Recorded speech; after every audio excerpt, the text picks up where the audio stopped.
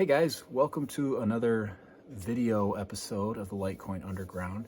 It has been a while since I've made anything. I kind of took the summer off. I think I needed a little bit of a mental break, and also there's a lot of more family stuff going on, vacations and all that, so I thought it makes maybe a good time just to take a little break. So I'm back to make some videos. I talked a lot about doing some kind of beginner videos and covering some of the basics of Litecoin. And right now, actually, Litecoin is having a little bit of a nice time in the market, and I think people are taking notice of it. And what better time to maybe educate them on some of the basics about Litecoin that go beyond just the pricing, as we like to do. So today what we're going to talk about is what are the 5 differences between Litecoin and Bitcoin. So often it feels like there's a competition, right? We're all fighting all the time, but the reality is these two coins in particular are much more it's easier to describe the differences than it is the similarities, because the similarities are basically endless. They're nearly identical in so many ways, but there are really 5 major differences between the two. There were 3 when it started, and now there have been 2 in the last few years that have come on that I think are worthy of note. So first of all, I'm not sure if this is even going to look right. This is maybe more oh, I didn't even write the next word up there. This might be just more like a mental background note for me to have. So the first one of this is the most obvious maybe. If you look them up on CoinMarketCap, something like that, you're going to see that there are 4 times as many Litecoin that will ever exist than there are Bitcoin. So there will only ever be 84 million Litecoin. There will only ever be 21 million Bitcoin. So very simple, doesn't seem too difficult to understand. It's kind of like if you took $1, there's 4 quarters to $1. It's a simple analogy. There are 4 Litecoin for every Bitcoin that exists. So if you want to think of it as a quarter, that's great. Number 2, in creating, well, I shouldn't use just that term. Not only in the creation of them, but the blocks are mined every 2.5 minutes on Litecoin instead of every 10 minutes on Bitcoin. This is a pretty big difference. It does a couple different things. One is that it means the blocks call it propagate or are created faster, and so your transactions get on the blockchain more quickly with Litecoin than they do with Bitcoin. There are some people would argue that are Bitcoiners would say, hey, longer blocks are better, but that would be maybe in an extreme scenario that we haven't seen reveal itself. Nothing has been proven that the 2.5-minute blocks for Litecoin are a problem. So far, I mean, it's been over 10 years, nearly 11 years now, flawlessly running. And I can see where their argument comes from, but just to know, right?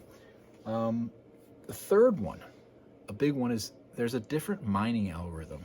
And I've seen it called script mining, just SCRYPT. I've also seen people call it S-crypt mining.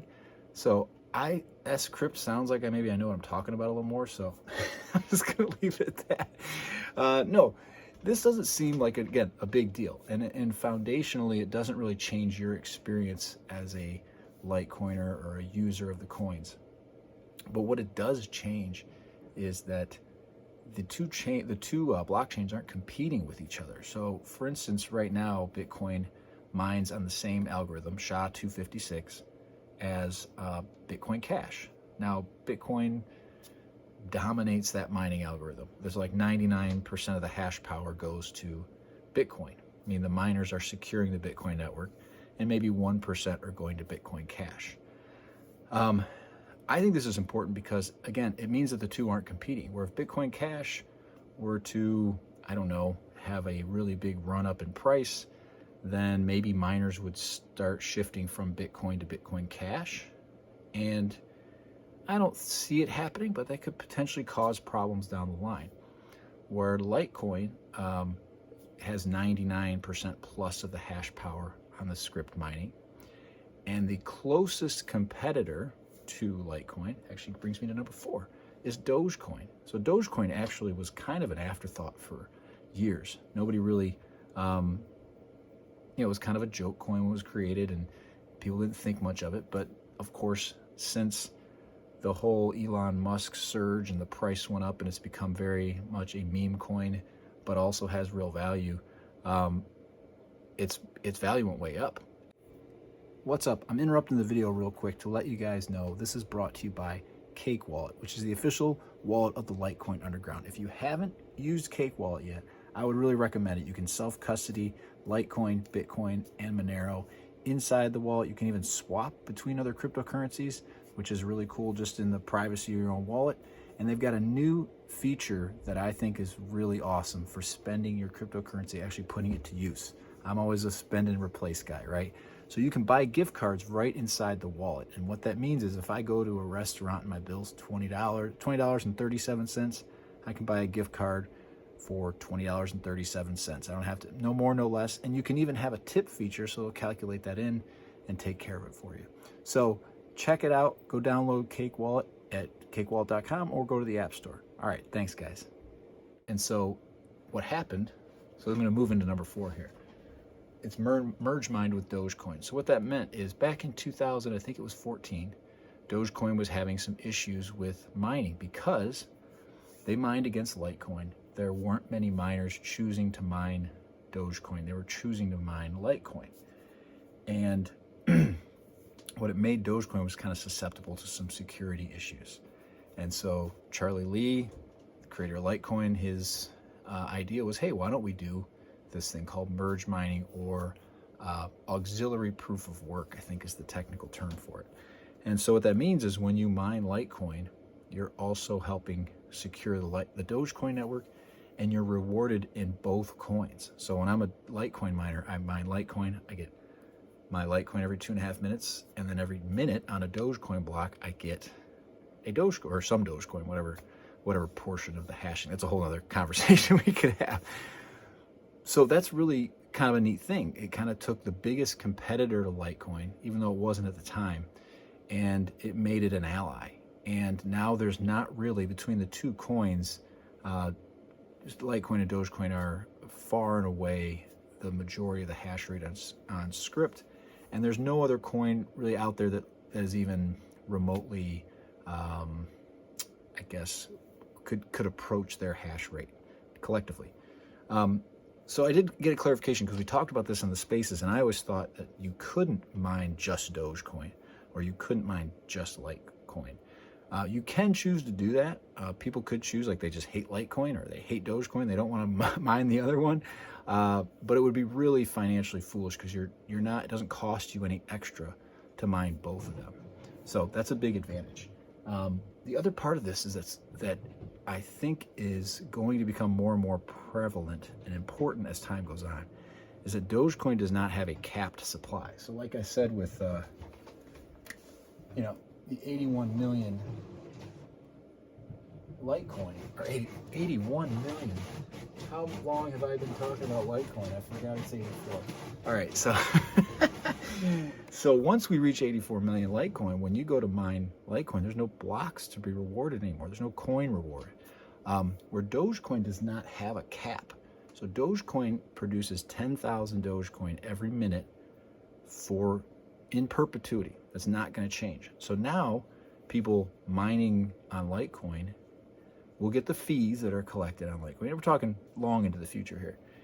And they'll also get any Dogecoin rewards and Dogecoin transaction rewards, which is, what that means is it's going to be very good for security of Litecoin long term, where with Bitcoin, they don't have that. So since Bitcoin doesn't have a merge mined coin that has an unending supply, at some point in time, the fees from transactions are going to have to be the reward for miners to secure the Bitcoin network, if that makes any sense.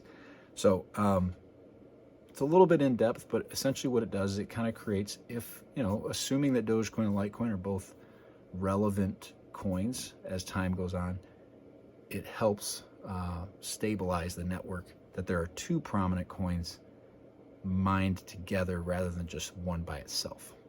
Okay, so last one. I wrote it as hashtag MWeb because obviously I'm on Twitter too much.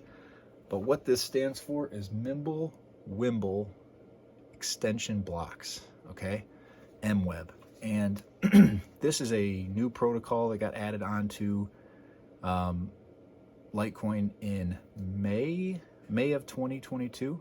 And essentially what it does is adds a layer of privacy and a layer of fungibility. I've done a couple interviews on this. You could go check out.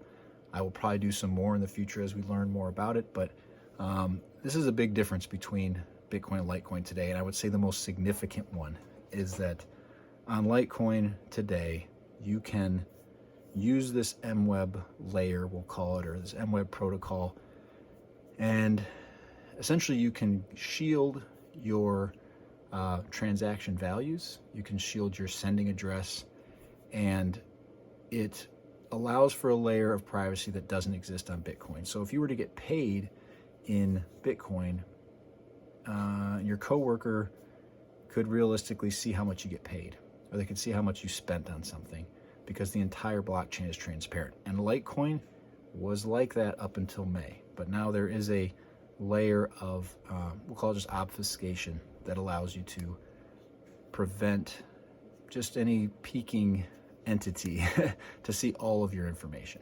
So it's something that was very much needed. There's still development going on in it that we'll start to see it come out in mobile apps and wallets, and we'll start to see some more privacy down the line. But it was a huge step that really, in my mind, has now separated Bitcoin and Litecoin from being really identical, because up until May, they were pretty darn identical. So I hope this was helpful. If you have any questions about what I put forward, or you want to challenge me, tell me I'm wrong, put it in the comments below. Like this, what do they call it? Like, subscribe, share it, all that fun stuff. So thanks again, guys. Have a good one.